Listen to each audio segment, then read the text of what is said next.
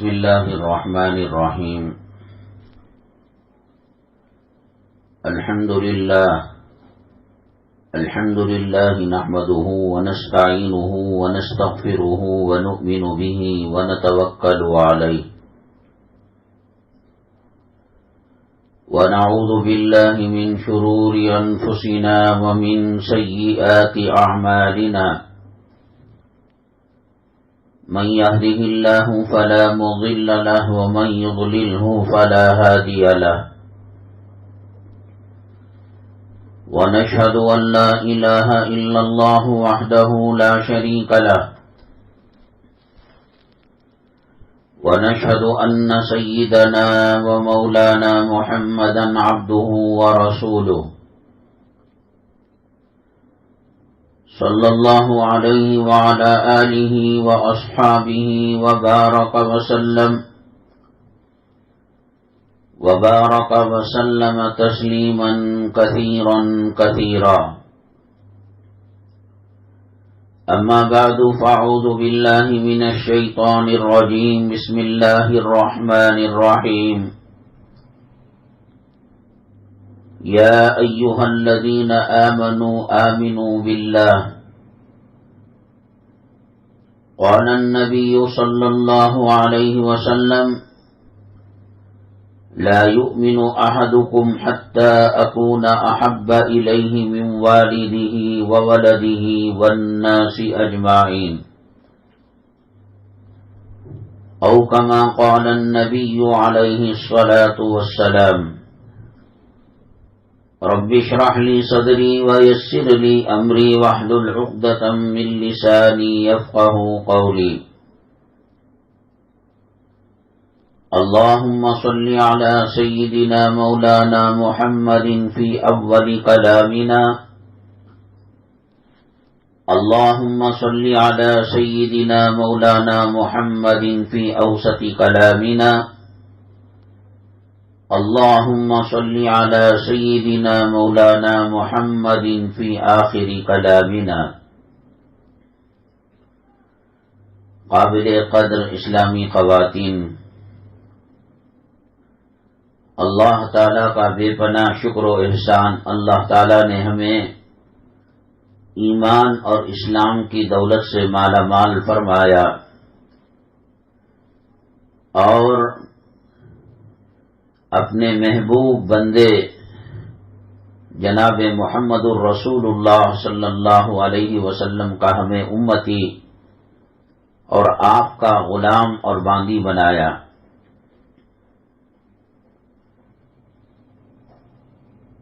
انسان جس ماحول میں رہتا ہے اسی ماحول کا اثر اس کے اندر آ جاتا ہے، اور وہ اگر غلط ہو تو اس سے ہٹنا اس کے لیے بہت مشکل ہو جاتا ہے. حضرت عیسیٰ علیہ السلام جب آئے دنیا میں، اللہ نے بھیجا. قوم کے اندر جو برائیاں تھی، جو شرک تھا، بدعت تھی، خرافات تھے، پیغمبروں نے کوشش کی، حضرت عیسیٰ علیہ السلام بھی اور اس سے پہلے پیغمبروں نے بھی، اللہ کو مانو، اللہ کی کتاب کو مانو، آخرت کو مانو، رسولوں کو مانو. وہ پتھروں کے تراشے ہوئے بتوں کی پوجا کیا کرتے تھے، کوئی چاند کی، کوئی سورج کی، کوئی ستاروں کی، کوئی زمین کی، کوئی آگ کی، کوئی سمندر کے پانی کی. جس کو جو سمجھ میں آتا اس کو اپنے دل میں بھگوان بنائے بیٹھا تھا. اب چونکہ ایک لمبی مدت اور لمبے سلسلے سے بات چلی آ رہی تھی،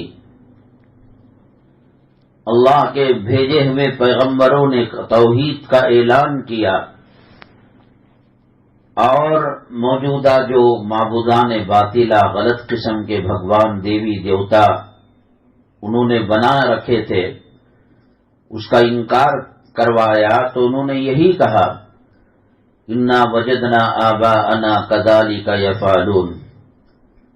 اے موسیٰ، اے عیسیٰ، اے ہود، اے صالح، اے شعیب، اے آدم، اے شیس، ہمارے آبا اور اجداد سے بہت لمبی مدت سے یہ بات چلی آ رہی ہے اور تم کہتے ہو کہ چھوڑ دو۔ اللہ نے جن کو ہدایت دی اور جنہوں نے ہدایت کے راستے کو قبول کیا، صراط مستقیم کو، صحیح راستے کو، ان کے اوپر امتحانات آئے، آزمائشیں آئیں، آخر کار وہ دنیا میں بھی کامیاب ہو گئے، آخرت میں بھی کامیاب ہوں گے۔ لیکن جو ماحول سے متاثر ہوئے، وہ پرانی عادتوں کو چھوڑنے کے لیے تیار نہیں تھے، وہ کفر پر ہی جیے اور کفر ہی پر ان کا خاتمہ ہوا، ایمان کے بغیر وہ دنیا سے رخصت ہو کر چلے گئے، اور قبر میں، میدان محشر میں، پلصراط پر، جہنم میں وہ بہت پچھتائیں گے اور کہیں گے کہ کاش ہم ایمان والے ہوتے، اسلام والے ہوتے۔ ماحول نے ان کو مسلمان ہونے نہیں دیا تھا۔ علماء نے لکھا ہے، ماحول کے اثر کو پہچاننے کے لیے ایک بزرگ نے یہ کیا کہ ایک شیر کے بچے کو بکریوں کے ریوڑ میں رکھ دیا،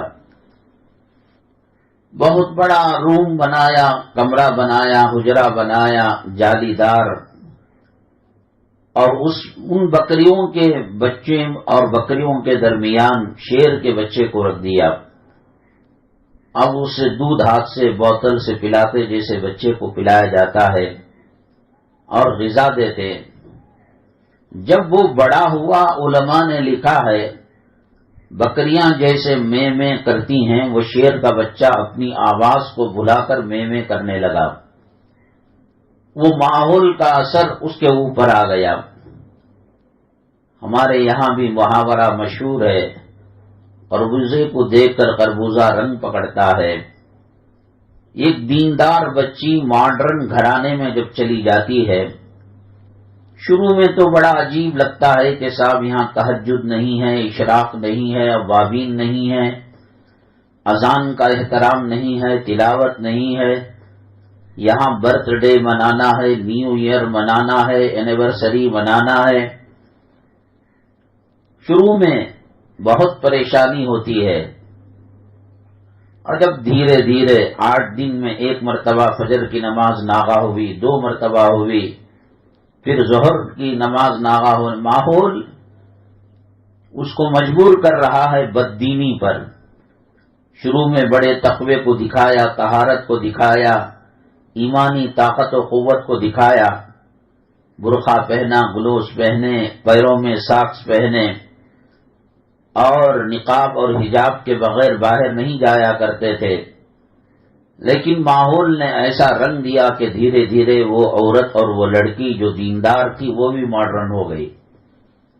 اس کے برخلاف ایک ماڈرن بچی جو کپڑے شریعت کو پسند نہیں، اللہ اور اللہ کے نبی صلی اللہ علیہ وسلم کو پسند نہیں، اور لعنت برستی ہے ایسے کپڑوں پر، تو شروع میں جب اس دیندار گھرانے میں بہو بن کر گئی، وہاں کے خاندان کا حصہ بن کر گئی، تو شروع میں تو بہت عجیب لگا، یہ کسی نماز کو چھوڑتے نہیں، یہ پردہ کرتے ہیں، یہ حلال و حرام کی تمیز کرتے ہیں، اور کیسے دقیانوسی لوگ ہیں کہ گھر کے اندر ٹی وی نہیں ہے، کیبل نہیں ہے، ڈش اینٹینا نہیں ہے۔ لیکن ماحول نے اس کو مسلمان کر دیا، مومنہ کر دیا، متقی پرہیزگار کر دیا۔ آپ نے حج و عمرے میں دیکھا ہوگا، اللہ تبارک تعالی موت سے پہلے ضرور اپنے گھر کا دیدار کرائے۔ نبی کریم جناب محمد الرسول اللہ صلی اللہ علیہ وسلم کی روزے کی اور آپ کی مسجد میں نماز پڑھنے کی اللہ موت سے پہلے ایک مرتبہ ضرور ہمیں توفیق دے۔ وہاں اذان سے پہلے لاکھوں لوگ نماز کے انتظار میں بیٹھ جاتے ہیں۔ ارے صاحب، یہی ظہر کی نماز تو تمہاری بستی میں تھی، یہ فجر تو فجر سے پہلے حرمین کے اندر کعبے میں مسجد نبوی صلی اللہ علیہ وسلم میں تہجد کی اذان دی جاتی ہے. وہ تہجد کے لیے بھی اذان سے پہلے مسجد میں موجود رہتے ہیں. اپنے علاقے میں فرض نماز کے اندر کوتاہی پڑھے تو پڑھے، نہیں پڑھے تو نہیں پڑھے، نہیں جمعہ کی پڑھ لی ہے. کیوں؟ ایک ماحول ہے. ایک بلڈنگ کے اندر 200 آدمی رہتے ہیں، 150 لوگ نمازی ہیں، دھنا دھن جو ہے وہ لفٹوں سے اتر رہے ہیں، بھاگ رہے ہیں، وضو کر رہے ہیں، نماز کی تیاری کر رہے ہیں. تو اب اس کی طبیعت نہیں مانتی. اتنے سارے لوگ گئے، میں کمرے میں بیٹھ کر ٹی وی دیکھتا رہوں، بیوی سے باتیں کرتا رہوں، کھانا کھاتا رہوں. 1 مرتبہ کر لوں گا، 2 مرتبہ، لوگ کیا کہیں گے؟ 1,00,000 1,50,000 روپے آ کر روم میں کھانے کے لیے آئے ہیں. ماحول اس کو نمازی بنا دیتا ہے، ماحول اس کو دیندار بنا دیتا ہے، ماحول اس کو دیندار سے دنیا دار بنا دیتا ہے. میری مائیں اور بہنیں، اللہ تبارک تعالیٰ نے ہمیں دنیا میں دنیا داری کے لیے نہیں بھیجا ہے. اللہ نے ہمیں دنیا میں بھیجا ہے آخرت کی تیاری کے لیے. ہر انسان برج الخلیفہ کے بلڈنگ کے برابر کا مالک ہو جائے، تاج محل اس کے قبضے میں، لال قلعہ اس کے قبضے میں، پارلیمنٹ، ودھان سبھا، لوک سبھا، راجیہ سبھا سب اس کا مالک ہو جائے. کوئی کمال کی بات نہیں. اللہ نے قارون کو بھی پیسہ دیا تھا، شداد کو دیا تھا، فرعون، حامان، نمرود سب مالا مال تھے دنیا کی دولتوں سے. یہ مقصد ہی نہیں ہے دنیا میں. ایک ماحول چل پڑا ہے. فرسٹ فلور کی بلڈنگ ہماری بھان بنائی، بھونی بنائے، ہمارا مرد کئی کو پیچھے رہنا. ووچ کالج میں انہوں بھی پڑھے، ہمیں بھی پڑھے. ان کے کپڑے کتنے تر و تازہ، ہمارے پرانے پیوند لگے کپڑوں میں زندگی گزر رہی ہے. ایک نماز پڑھ لینے سے کیا ہوگا؟ ہے دنیا اللہ نے بھیجا ہے، چلو نماز بھی پڑھ رہی، روزہ بھی رمضان میں رکھ رہی، اور کچھ صدقہ خیرات بھی کر رہی، یتیموں، بیواؤں، مسکینوں کی مدد بھی کر رہی. تو اگر اچھا رہ گئے تو اللہ کو کی کون سی نافرمانی ہو رہی ہے؟ میں نے بتایا کہ جیسے آدمی بیماریوں سے پناہ مانگتا ہے، اے اللہ کینسر سے بچا، ایڈس سے بچا، حادثے سے بچا، ایکسیڈنٹ سے بچا، بری موت سے بچا، نفاق سے بچا اور کنجوسی سے بچا. اسی طریقے سے میری ماں اور بہنیں، ایک دل میں 2 چیزیں جمع نہیں ہو سکتی. دین رہے گا تو دنیا نکل جائے گی، اور دنیا رہے گی تو دین رخصت ہو جائے گا. آخرت رہے گی تو دنیا چلی جائے گی، اور دنیا رہے گی تو ایک برتن میں اگر کوئی زمزم بھرے تو زمزم کو زمزم رہنے دینا ہے، اس کی حفاظت کرنا ہے. ایک قطرہ اگر خدا نہ کرے نجاست گندگی اس میں پڑ جائے، وہ زمزم پینا تو دور کی بات وضو کے لائق نہیں رہتا. میں نے بتایا تھا کہ شیر کا بچہ جس طریقے سے بکریوں کے ریوڑ میں رہ کر بکریوں کی خصلتیں اس میں آ جاتی ہیں، ہمارے سماج میں، سوسائٹی میں غیر بھی اپنے بھی ان کی صبح سے لے کر شام کے بسترے کی نیند تک پوری محنت، پوری جد و جہد اس بات کی ہوتی ہے کہ ایک کا ڈبل کیا جائے، ڈبل کا تربل کیا جائے، بینک بیلنس بڑھایا جائے، پراپرٹی خریدی جائے. کیا برا ہے جب نماز بھی پڑھ رہے ہیں، قرآن بچہ پڑھ رہا ہے، دینی کاموں کے اندر ہیں؟ کہ اللہ نے منع کیا بلڈنگ تعمیر کرنے سے، پراپرٹی لینے سے؟ ضرور کریں، لیکن دین کی اشاعت کے لیے اور دین کی سربلندی کے لیے. یہ پیسہ قارون کے پاس آیا تو زمین میں عذاب کے طور پر دفن ہو گیا. یہ پیسہ حضرت عبد الرحمن ابن عوف اور حضرت سیدنا عثمان غنی رضی اللہ تعالیٰ عنہ کے پاس آیا تو آخرت کی ترقی کے لیے اور جنت کا مقام پانے کے لیے آیا. اور کوئی آدمی سمندر پر چلے. شیخ الحدیث حضرت مولانا زکریا صاحب جو فضائل اعمال کو مرتب فرمایا ہے، انہوں نے لکھا ہے کہ کوئی انسان پانی پر چلے اور اس کا تلوے نہ بھیگے، یہ کیسے ہو سکتا ہے؟ اسی لیے اللہ کے نبی صلی اللہ علیہ وسلم نے جو تربیت فرمائی اپنے گھرانوں والوں کی، آپ چاہتے تو دعا کرتے، من و سلوہ، جنت کے میوے، جنت کا دسترخوان حضرت عیسیٰ علیہ السلام پر اتر سکتا ہے، بنو اسرائیل موسیٰ علیہ السلام کی قوم پر اتر سکتا ہے، تو یہاں پیٹوں پر پتھر باندھنے کی پریکٹس کیوں کرا رہے ہیں؟ یہاں 3 مہینے ہو جاتے ہیں، چولہا جلنے کا نام نہیں ہوتا. کھجور تو دور کی بات، کھجور کی بیجیں ان کو پانی میں بھگو کر آدھا سحری ہوتی ہے، آدھا افطاری ہوتی ہے. اللہ تعالیٰ نبی کریم صلی اللہ علیہ وسلم کے انگلی کے اشارے سے چاند کے 2 ٹکڑے کر دیے. حضرت عیسیٰ علیہ السلام کی دعا سے آسمانی جنتی دسترخوان آ گیا. حضرت موسیٰ علیہ السلام کی دعا سے اللہ تبارک تعالیٰ نے بنو اسرائیل کو جنت کے میوے من و سلوہ دیا. حضرت عیسیٰ علیہ السلام مرتبے میں بڑے ہیں یا ہمارے آقا دو عالم صلی اللہ علیہ وسلم بڑے ہیں؟ بتائیے آپ. حضرت موسیٰ علیہ السلام، عیسیٰ علیہ السلام، ان کے لیے جنت کے میوے اتر سکتے ہیں. آخر وہ دنیا کا کون سا باپ ہے کہ اپنے نواسوں کو خوش دیکھنا نہیں چاہتا، اپنی بیٹی کو، اپنے داماد کو خوش دیکھنا نہیں چاہتا؟ نبی کریم جناب محمد الرسول اللہ صلی اللہ علیہ وسلم کو اپنی صاحبزادی نور نظر لخت جگر حضرت فاطمہ الزہرا رضی اللہ تعالیٰ عنہا سے بے پناہ محبت تھی. سفر میں جاتے تو سب سے آخر میں بٹیا سے بات کر کر بوسہ دے کر سفر کو جایا کرتے تھے، اور جب واپس آتے تو سب سے پہلے اپنی بٹیا سے ملاقات کرتے، خیر خیریت پوچھتے، نواسے حضرت حسن حسین رضی اللہ تعالیٰ عنہما کے ساتھ کھیلتے، پھر اپنے دولت قدا تشریف لے جاتے تھے. اور آپ نے بیٹی کا گھر اپنے گھر کے قریب بنایا.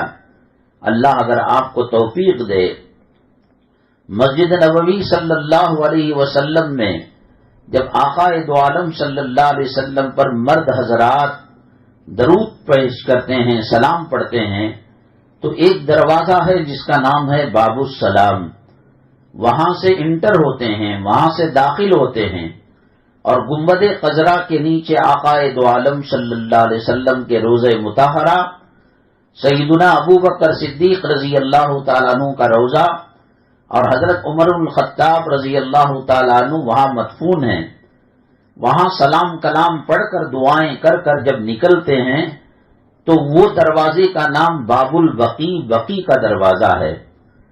بقی کا دروازہ اس لیے اس کو کہا جاتا ہے کہ کائنات کے اندر سب سے جو بہترین قبرستان نورانیت والا ہے وہ جنت البقی ہے. اللہ کے نبی صلی اللہ علیہ وسلم نے فرمایا قیامت میں سب سے پہلے جو مردے اٹھیں گے وہ بقی کے مردے اٹھیں گے، اور ایک ایک کر کو میں ہاتھ پکڑ کر میں ان کو سفارش کرا کر ان کو جنت میں بھیجوں گا.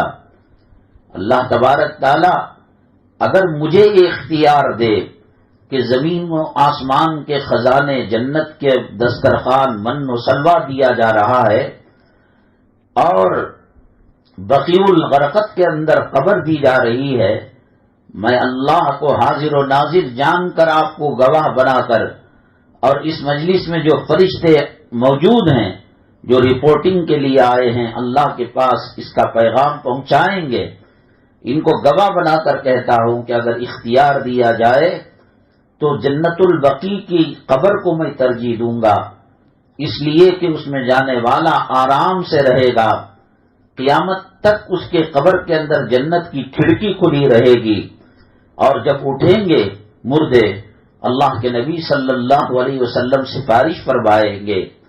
یہ 30 سال کی زندگی، یہ 50 سال کی زندگی، یہ 70 سال کی زندگی، یہ پانی کا بلبلہ ہے. یہ دنیا اپنی محبت میں ہمیں تباہ کر کے رکھ دے گی، برباد کر کے رکھ دے گی. تو وہاں جو بقی سے نکلتے ہیں تو داہنی طرف ایک دروازہ ہے، اس کا نام ہے باب جبرائیل. حضرت جبرائیل علیہ السلام اللہ کے پاس سے وحی لاتے تھے، قرآن لاتے تھے، تو اسی باب جبرائیل سے داخل ہو کر نبی کریم صلی اللہ علیہ وسلم تک پہنچا کرتے تھے. نبی کریم صلی اللہ علیہ وسلم کی جو ازواج مطہرات ہماری مائیں تھیں وہ 11 تھیں.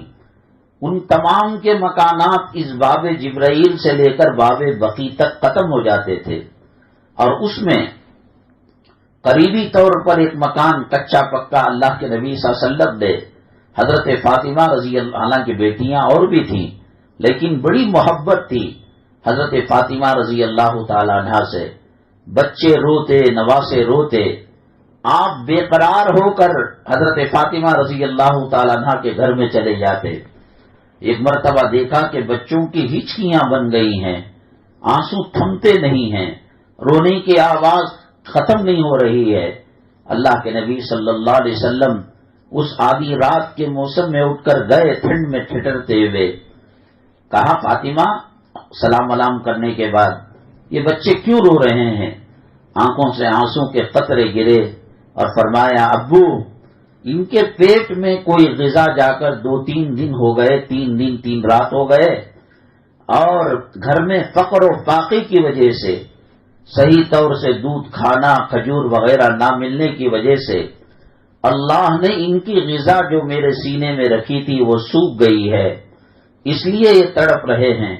میں ہانڈی کو چولہے پر رکھ کر، کنکریاں رکھ کر پکا کر بہلا رہی ہوں، لیکن بھوک اتنی شدت کی لگی ہے کہ یہ بچے سنبھل نہیں رہے ہیں.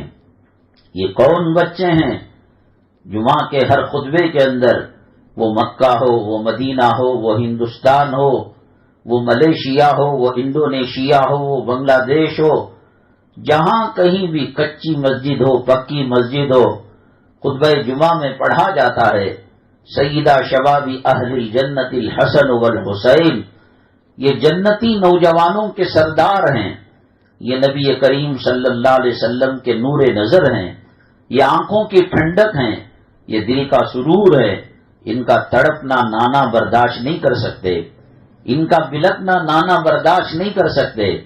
بچوں کو اٹھایا، حضرت حسن رضی اللہ تعالیٰ عنہ کو کہا کہ بیٹے، تمہارا نانا اتنا غریب ہے اور اتنا لاچار و مجبور ہے کہ آج تمہیں ایک کھجور دینے کی طاقت نہیں ہے، ایک گھونٹ پانی، ٹھنڈا شربت اور دودھ دینے کی سخت نہیں ہے. بیٹے، جو لینا ہے جنت میں دلوا دوں گا. پھر اس کے بعد ان کو اٹھایا جیسے گود میں اٹھاتے ہیں، کہا سبحان اللہ پڑھو، درود پڑھو اور میری جیب کو چوسو. آپ نے اپنی جیب کو نکالا، حضرت حسن چوسنے لگے تو ایسا لگا ان کو کہ گویا جنت کی نہروں میں غوطہ لگائے ہوئے ہیں، اور جنت کی شہد کی نہر، فیہا انہار من ماء لبن وعسل مصفا، شہد کی نہر ہے، شرابن طہورا کی نہر ہے، میٹھے پانی کی نہر ہے. چھوڑنے کو تیار نہیں. چھوٹے حضرت حسین کہہ رہے ہیں بھیا ہٹو نا، ہمیں بھی فائدہ اٹھانے دو نا.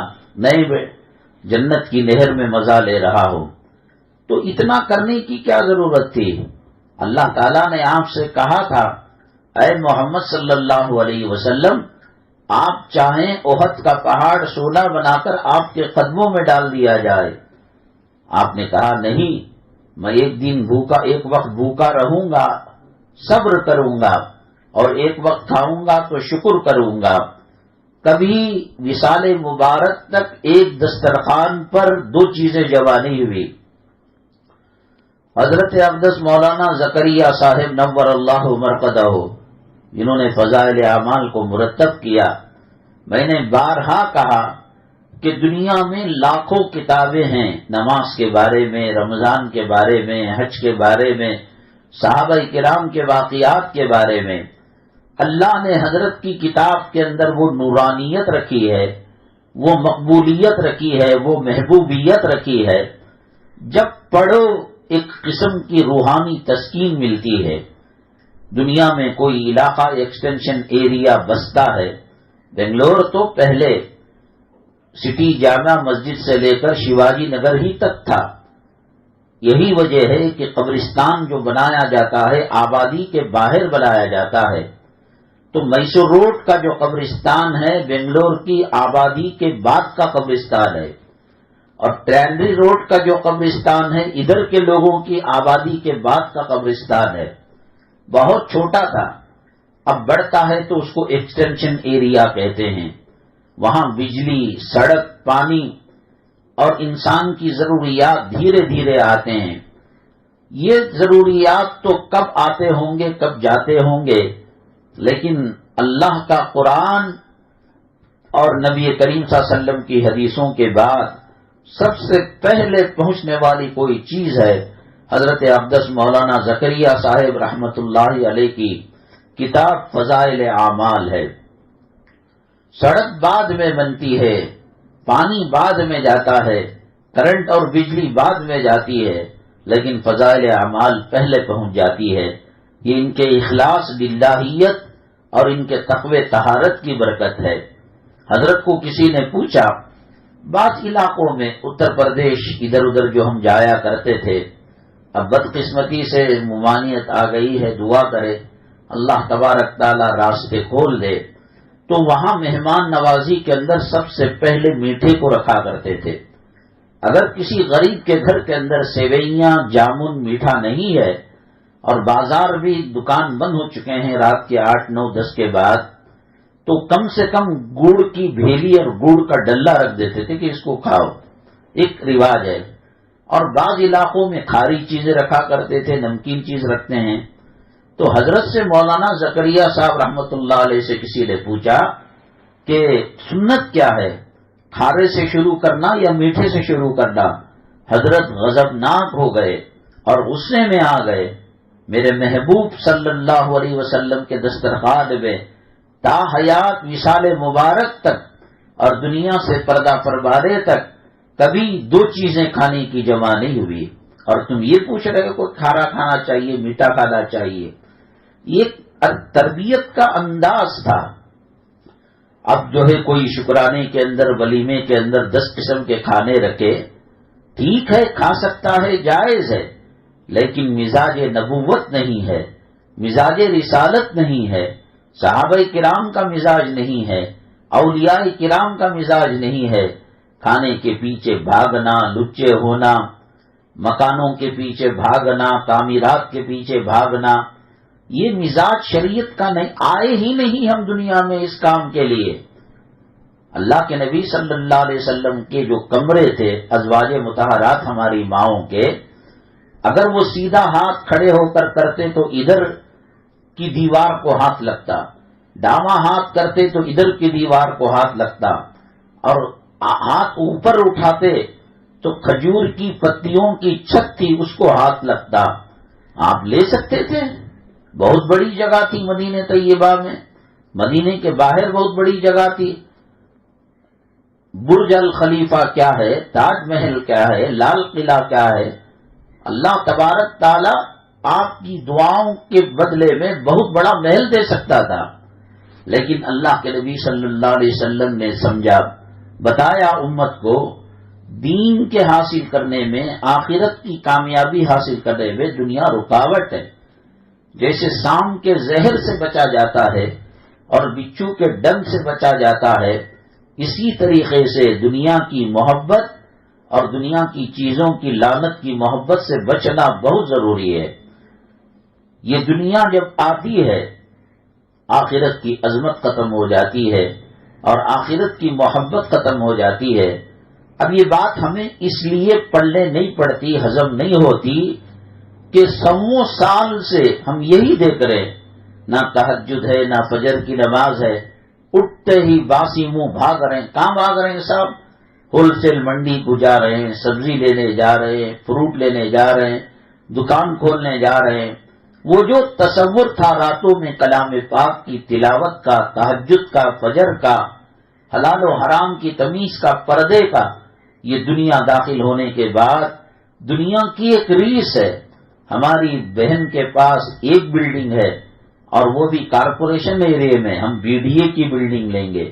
اس نے اپنے بچوں کو فلاں بھاری اسکول جس کے اندر 5,000 روپے منتھلی فیس ہے تو ہم 10,000 والی کے اندر لگائیں گے. قرآن کہتا ہے کہ فَلْيَتَنَافَسِ الْمُتَنَافِسُونَ، یہ جنت ہے، اس کے طلبگار کمپٹیشن کریں. وہ صرف تہجد پڑھتی ہے، میں اشراق بھی پڑھتی ہوں. وہ اشراق پڑھ کر سو جاتی ہے، میں چاشت بھی پڑھتی ہوں. وہ چاشت پڑھتی ہے تو میں اوابین مغرب کے بعد 6 رکعت نماز پڑھتی ہوں. دوڑے جنت کے پانی کے اندر، جنت کے حصول کے اندر. کھانے کا، پہننے کا کوئی مسئلہ ہے ہی نہیں. ورنہ کون باپ اپنی بیٹی کو بھوکا دیکھنا پسند کرے گا؟ کون سا نانا حسنین کا نانا کیسے برداشت کرے گا کہ ان کے حسن اور حسین رضی اللہ تعالیٰ عنہ بھوکے رہے، پیاسے رہے؟ ان کا رونا اور ان کا تڑپنا دیکھنا کیا نبی کریم صلی اللہ علیہ وسلم دعا کر کر نہیں کر؟ ماحول ہے، اسی ماحول میں رنگے گئے ہیں. اکبر کے زمانے میں جب شادیاں ہوئیں، اکبر کو علماء سو نے، برے قسم کے علماء نے گمراہ کیا تو کہا کہ ہر مذہب کی ایک لڑکی سے تو شادی کر لے. تو شادی کو ریمکس کر دیا. یہودیوں کی کچھ چیزیں، عیسائیوں کی کچھ چیزیں، کافروں مشرکوں کی کچھ چیزیں. شادی سمپل تھی، آسان تھی، زنا مشکل تھا. اب لڑکیاں لڑکوں کے ساتھ جانا، غیر مسلموں کے ساتھ جانا، آئے دن کی ایک وبا ہو گئی، آئے دن کا ایک عذاب ہو گیا. ابھی حال میں آپ نے واٹس ایپ وغیرہ میں دیکھا ہوگا کہ چن پٹن یا منڈیا کے آس پاس ایک ماں سولی پر چڑھ کر مسلمان مر گئی اور 3 بچوں کو زہر دے کر مر گئی. آخرت کی تعلیم ہوتی، قبر کی کیفیت کا پتہ چلتا، موت کی سختی کا پتہ چلتا. بھئی دنیا میں کہاں میاں بیوی میں جھگڑے نہیں ہوتے. نبی کریم جناب محمد الرسول اللہ صلی اللہ علیہ وسلم کو، ازواج مطہرات کو کسی منافق ظالم نے پن کر دیا، اشکال دیا. ارے بھئی آپ کے وہ جو خاوند ہیں پیغمبر صلی اللہ علیہ وسلم، یہ نبیوں کے نبی ہیں، یہ خاتم المرسلین ہیں، یہ امام الانبیاء ہیں، یہ اللہ کے بڑے مقرب بندوں میں ان کا شمار ہے. ایک ذرا سا دعا کریں، گھر میں دانا، اناج، غلہ مہینہ بھر کا اسٹاک رکھ لے سکتے ہیں. تم ماہانہ کچھ لے لو، یہ بات کرو نبی کریم صلی اللہ علیہ وسلم سے. اب انہوں نے سوچا کہ اچھی بات ہے، یہ بار بار کے فاقے سے، یہ بار بار کی پریشانی سے اللہ کے نبی صلی اللہ علیہ وسلم دعا کریں تو ماہانہ خرچ مل جائے گا، غلہ اناج مل جائے گا. بڑے ہنستے کرتے 11 ازواج مطہرات نے ایک کو اپنا نمائندہ بنا کر، پیشکار بنا کر رسول اللہ صلی اللہ علیہ وسلم کے پاس بھیجا. اللہ کے نبی صلی اللہ علیہ وسلم تک جب یہ بات پہنچی، چونکہ آپ اپنے گھر والوں کو غربت، افلاس، فقر و فاقے کی زندگی کی تربیت دینا چاہتے تھے تاکہ امت محمدیہ سیدھی سادی زندگی گزارے، مال کی محبت نہ کرے، زیورات کی محبت نہ کرے، گھروں کی پراپرٹی کی محبت نہ کرے. تو ایک نمونہ تھا. اللہ تعالیٰ نے آیت نازل فرمائی، یا نساء النبی لستن کاحد من النساء ان اتقیتن. آیت نازل فرمائی کہ اگر تم چاہتے ہو امتعکن و اسرحکن سراحا جمیلا. 2 آپشن ہیں. نبی کریم صلی اللہ علیہ وسلم کے حرم سرائے میں رہنا ہے، آپ کے دولت کدے میں رہنا ہے، پیمن لگے کپڑے پہننے پڑیں گے، فقر و فاقے کو جھیلنا پڑے گا، صبر کی زندگی گزارنی پڑے گی. امیروں مالداروں کو دیکھ کر منہ میں پانی لانے کی ضرورت نہیں ہے. جنت کے دروازے تمہارے استقبال کے لیے تیار ہیں. ان کنتن تردن الحیات الدنیا وزینتها فتعالین امتعکن واسرحکن سراحا جمیلا. ٹھیک ہے، زوجیت سے نکل جاؤ، شادی سے نکل جاؤ، نبی کریم صلی اللہ علیہ وسلم کے حرم محترم سے نکل جاؤ، उमत्तिअकुन्न व उसर्रिहुन्न सराहन जमीला व इन कुंतुन्न तुरिदन अल्लाह। नहीं, अल्लाह की रजामंदी चाहिए, आखिरत की खुशियां चाहिए, कब्र की जिंदगी की राहत चाहिए, तो फिर इस जिंदगी को मानना पड़ेगा। तो उस वक्त रसूल पाक सल्लल्लाहु अलैहि वसल्लम कुछ खफा से हो गए इस बात से कि मैं अपने घर वालियों को जन्नत के रास्ते पर चलाना चाहता हूं। किसी ने इनको बहका दिया फिरौन के रास्ते की तरफ, शद्दाद के रास्ते, तो खटपट चली। कुछ खफा से हो गए, कहां नहीं होता। लेकिन जब शरीयत की तालीम नहीं होती है, ऐसी मजलिसों में शिरकत का मौका नहीं मिलता, सुबह को टीवी, दोपहर को ड्रामा, रात को सिनेमा। अरे भाई, एक घर जब खाली रहता है, आप 1 महीना 2 महीने के लिए उम्रे को चले गए, सिंगापुर चले गए, आप मलेशिया इंडोनेशिया घूम आकर देखो, वहां चूहे मरे पड़े मिलेंगे, गंदगी मिलेगी, बिल्लियां गलाजत कर देती हैं, जाले भरे पड़े हैं। एक चीज को बाकी रखने के लिए सैकल करना पड़ता है, साफ करना पड़ता है। इसी तरीके से हमारे ईमान की निगहदाश्त करना पड़ता है। ऐसा नहीं कि जुम्मा में जाकर डुबकियां मार लिए, सूरह कहफ पढ़ लिए और हमारा ईमान मुजल्ला मुसफ़ा हो गया। बाकायदा इस पर मेहनत करनी पड़ती है, जन्नत को आंखों के सामने रखना पड़ता है, जहन्नम के डर को हमारे आंखों और जिस्म के सामने रखना पड़ता है। हजरत हंजला रजी अल्लाह तआला अन्हु नबी करीम सल्लल्लाहु अलैहि वसल्लम की मजलिस से दूर हो गए। अल्लाह के नबी सल्लल्लाहु अलैहि वसल्लम अपने उम्मतियों का बहुत ख्याल किया करते थे।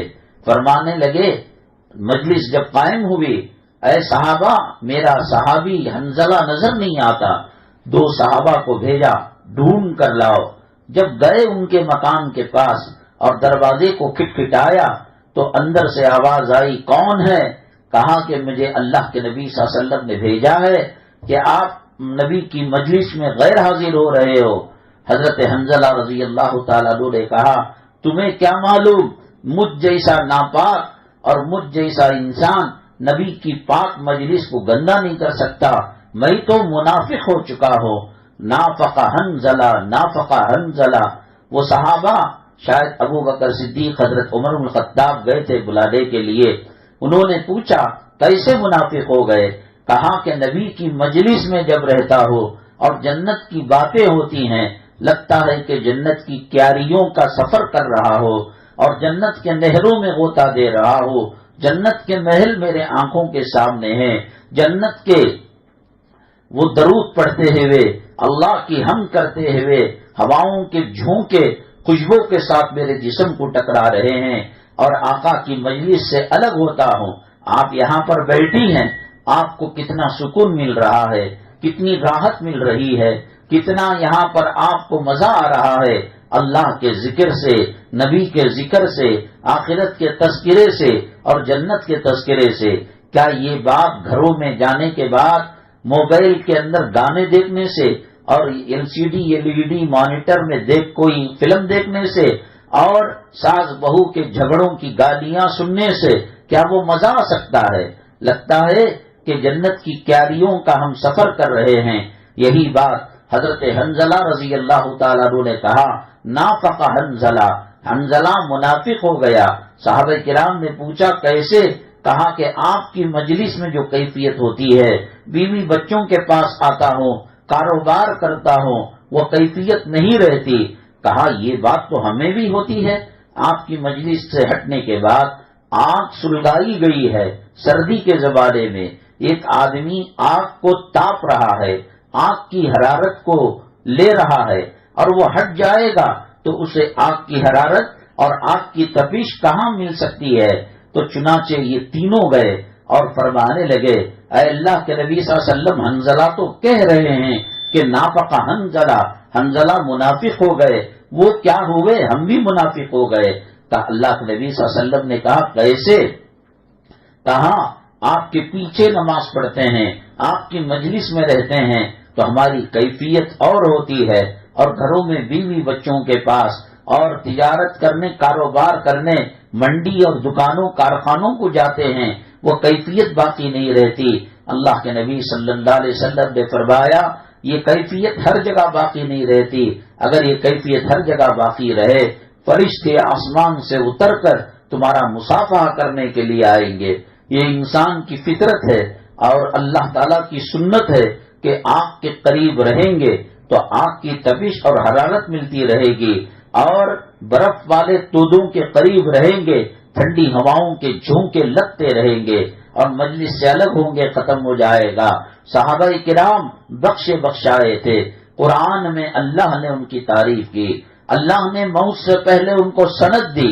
رضی اللہ تعالی رضی اللہ عنہم ورضوا عنہ، اللہ ان سے راضی ہو چکے ہیں، وہ اللہ سے راضی ہو چکے ہیں. اولئک هم الصادقون، یہ لوگ سچے ہیں، تو اس سے صحابہ کرام مراد ہے. اولئک هم الفائزون، یہ کامیاب ہیں، اس سے صحابہ کرام مراد ہیں. رضی اللہ عنہم ورضوا عنہ ذالک لمن خشی ربہ، اس سے صحابہ کرام مراد ہے. اور جب کہا جاتا ہے ایمان لاؤ ان لوگوں کی طرح جو اللہ پر ایمان لے کر آئے، یہی وہ صحابہ کرام ہیں جنہوں نے نبی کریم صلی اللہ علیہ وسلم کے اشارے پر اپنے بچوں کو یتیم کر دیا، اپنے بیویوں کو بیوہ کر دیا، اور ساری دنیا نبی کریم صلی اللہ علیہ وسلم کے قدموں میں نچھاور کر دی. یہ گھر بیٹھے ایمان نہیں آتا. ایمان کے لیے حضرت بلال رضی اللہ تعالیٰ عنہ کی طرح قربانیاں دینی پڑے گی. حضرت خباب ابن ارت کی طرح پیٹھ کے اندر اپنے زخموں کو برداشت کرنا پڑے گا. لوہے کی سلاخوں کو گرم کر کر پیٹھ پر رکھا جاتا، اور جسم سے نکلنے والے خون کے فوارے اسے لگ کر وہ لوہے کو سرد کر دیتے. اللہ کا شکر ہے، احسان ہے، ان مجلسوں میں بیٹھ کر ایمان ہمارا تازہ ہوتا ہے. یہ مجلسیں نہ رہیں جیسے ایک خالی گھر میں شیطان کا بسیرا اور خبیث دیو دیوی کا بسیرا ہو جاتا ہے اور گندگی آ جاتی ہے. ایک چاقو ایک لوہے کی چیز کو چھوڑ دیا جائے زنگ پکڑ لیتا ہے. ہم ایمانی مجلسوں کے قریب نماز پڑھنا انفرادی عبادت ہے، اس سے چاقو چھری پاک نہیں ہوتا. پاک ہونے کے لیے تزکیے کی کلاسوں میں جانا پڑے گا، خانقاہ میں حاضری دینی پڑے گی، دینی مجلسوں کے اندر حاضری دینی پڑے گی. حضرت حنظلہ جنتی صحابی تھے، مجلسوں سے دور ہوئے، انہوں نے محسوس کیا کہ جنت کی کیاریوں سے وہ دور ہو گئے. اللہ کا خوف دل سے نکل جاتا ہے، دنیا کی محبت آتی ہے، قبر کی یاد ختم ہو جاتی ہے، کفن کی یاد ختم ہو جاتی ہے. انسان یہ بھول جاتا ہے کہ ایک دن مر کر اللہ کے دربار میں جواب دینا ہے، ایک دن جنازے میں سوار ہونا ہے، ایک دن کفن کے اندر لپٹنا ہے. ان سب چیزوں کو چھوڑ کر وہ 30,000 کی، وہ جوڑا 40,000 کا، وہ ہیپی نیو ایئر منا رہا ہے مسلمان. بتاؤ، ٹائم پر نماز پڑھنا گت نہیں، اس کو ٹائم پر یہ اشراق اوابین پڑھنا نصیب نہیں. یہ آ گیا اپنی جورو کی سالگرہ منانے، اپنی شادی کی سالگرہ منانے، برتھ ڈے کرنے اور نیو ایئر منانے. میری ماں لکھ کر رکھ لو، یہ بات غلط ہے. قیامت کے دن میرا دامن پکڑ کر اللہ کے دربار میں شکایت کرنا، آقا کے دربار میں شکایت کرنا. جو لوگ اینیورسری مناتے ہیں انگریزوں کی طرح، برتھ ڈے مناتے ہیں غیروں کی طرح، نیو ایئر مناتے ہیں غیروں کی طرح، یہ اللہ کے عذاب کو دعوت دے رہے ہیں. ہماری زندگی کا ہر پل، کل ہمارے سر پر 2 بال سفید تھے، اب اس سال 10-12 بال سفید ہو گئے، آنکھوں پر چشمہ لگ گیا، گڑگے کانپنے لگے، بیٹھ کر نماز پڑھنے لگے. پہلے دوڑتے تھے، اب چل نہیں سکتے، کمر کے اندر درد ہو گیا، جسم کے اندر بے قراری ہو گئی، بی پی شوگر یہ ایسے ہو گیا جیسے ناک کے نتنوں سے کوئی سانس لے رہا ہے. کڈنی کی بیماری آ گئی، مثانے کی بیماری آ گئی، ہرنیاں آ گئی، اور یہ آ گیا وہ آ گیا. اللہ اکبر. اتنی ساری چیزیں رکھ کر آدمی کیسے دنیا کی پوجا کرتا ہے اور دنیا کے رسوم و رواج پر چلتا ہے. ایک تو نماز نہیں زندگی میں، ایک تو تقوی طہارت نہیں زندگی میں، اس کے اوپر سے اللہ کو ناراض کرنے والی چیزیں. ہاں ہم مانے نہ مانے، ہم جب جاتے ہیں جیسے نین بلاک کے اندر ہم تھے، جب جاتے ہیں بچے، اب جوانی ان کی ختم ہو رہی ہے، جوان نانا دادا بن چکے ہیں، اور جو نانا دادا تھے وہ کئی بلال میں مدفون ہیں، میسور روڈ کے قبرستان میں مدفون ہیں اور بسم اللہ قبرستان کے اندر مدفون ہیں۔ یہ دنیا کا ایک پروسیس ہے، ایک دنیا کی سنت ہے، ایک اللہ کا طریقہ کار ہے۔ ہم سورج کو روک نہیں سکتے بڑھنے سے، ہم جنوری کو پکڑ نہیں سکتے فروری آنے سے، ہم ربیع الاول کو روک نہیں سکتے ربیع الثانی میں جانے سے۔ یہ دنیا بڑی تیز رفتاری کے ساتھ آگے بڑھ رہی ہے، قبر کے کروٹ لیتی ہے اور ایک کروٹ کے لینے کے اندر ادھر کے اعضاء ادھر اور ادھر کے اعضاء ادھر ہو جاتے ہیں۔ امی جان عائشہ صدیقہ رضی اللہ تعالی عنہا کے سامنے ایک بچے کا جنازہ جا رہا تھا۔ اللہ کے نبی صلی اللہ علیہ وسلم نے فرمایا اگر قبر کسی کو معاف کرنا ہوتی، یہ چھوٹا دودھ پیتا بچہ ہے، یہ معصوم بچہ ہے، اس کو معاف کرتی۔ حضرت امی جان عائشہ صدیقہ رضی اللہ تعالی عنہ نے کہا کیا اس کا مطلب یہ کہ قبر کیا اس کو بھی پسلیاں ملائے گی، کیا اس کو بھی قبر کروٹ لے گی؟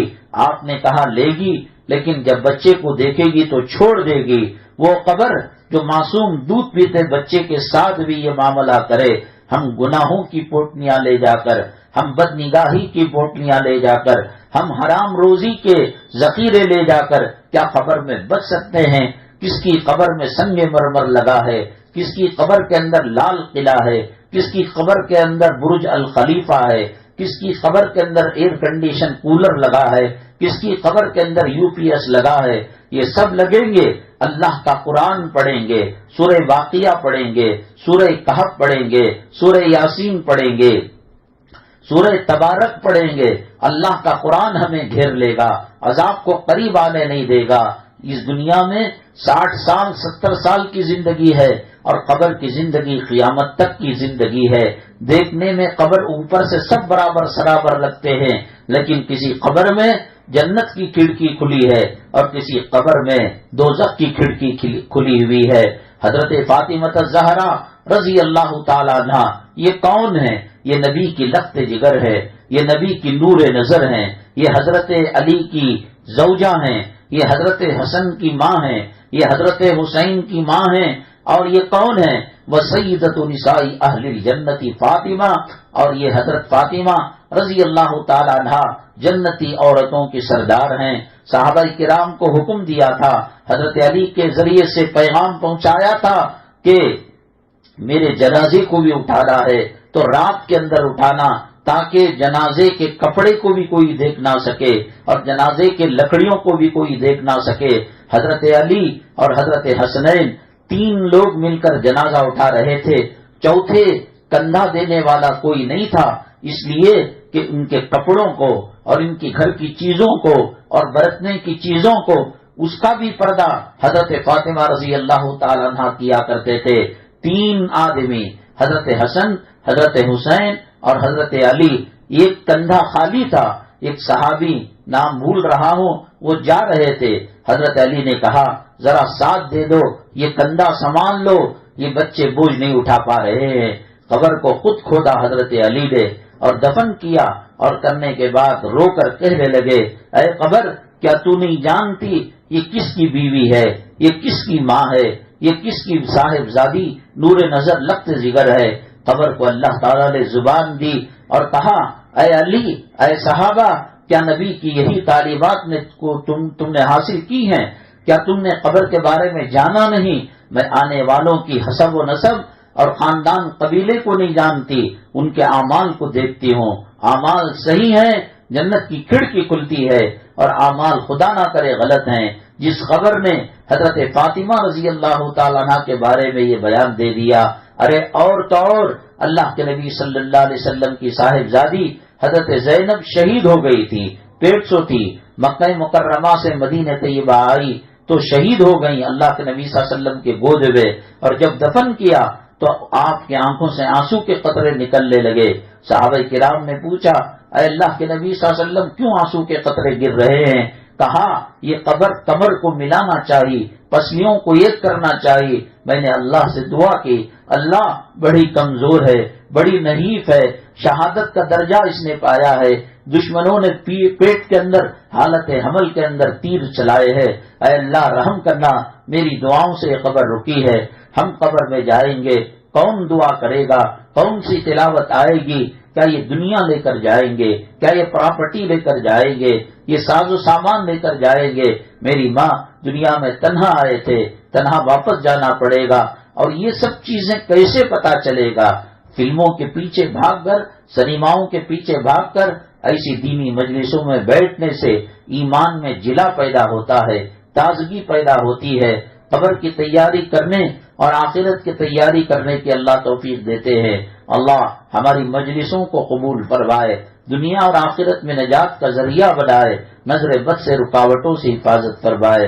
آنے والی خواتین اور دور دراز سننے والی خواتین، اللہ تبارک تعالی ان کی دنیا اور آخرت کی حاجتوں کو پورا فرمائے، روحانی جسمانی زمینی آسمانی بلاؤں سے حفاظت فرمائے، عزت و ایمان کی زندگی گزار کر عزت و ایمان کے ساتھ سجدے کی بہت نصیب فرمائے۔ آمین وآخر دعوانا الحمدللہ رب العالمین، الحمدللہ رب العالمین، والصلاة والسلام على سید المرسلین وعلى آلہ وصحبہ اجمعین ومن تبعهم بإحسان إلى يوم الدين۔ اللهم ارحم امة محمد صلی اللہ علیہ وسلم، اللهم اصلح امة محمد صلی اللہ علیہ وسلم، اللهم فرج عن امة محمد صلی اللہ علیہ وسلم۔ سبحان ربك رب العزة عما يصفون وسلام على المرسلين والحمد لله رب العالمين۔